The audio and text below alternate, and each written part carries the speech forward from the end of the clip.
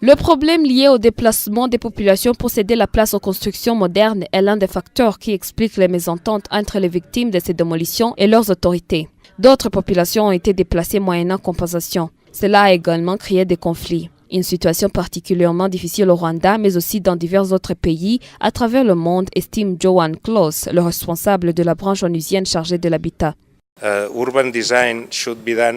Le plan directeur de l'habitat en milieu urbain doit se faire avant l'installation proprement dite de la population. Si vous le faites après, il est alors difficile de les déplacer. Des conflits fonciers éclatent car vous êtes obligé de les y déloger. Le développement d'une ville nécessite au préalable un plan directeur.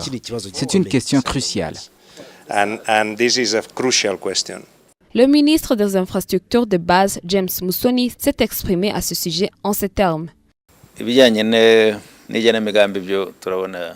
Concernant le plan directeur, nous estimons que tout est mis en place, mais le problème reste à réconcilier ce plan directeur avec la nouvelle politique de l'habitat. Dans la ville de Kigali, les maisons d'habitation sont disséminées, ça et là.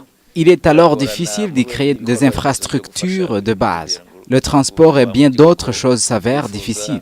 Nous aimerions que les gens vivent en agglomération et dans des appartements superposés afin d'améliorer l'aspect de la ville, mais aussi créer de l'emploi pour celles et ceux qui voudraient vivre en milieu urbain.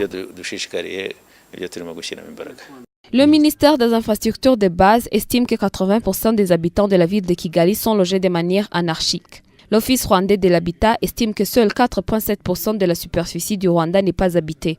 Ajouter cela à la difficulté liée à la mise à exécution du nouveau plan directeur de l'habitat, estime le ministre James Musoni. L'on pourrait se demander si la prédiction du responsable de la branche onusienne chargée de l'habitat pourra réellement se manifester dans les très prochains jours.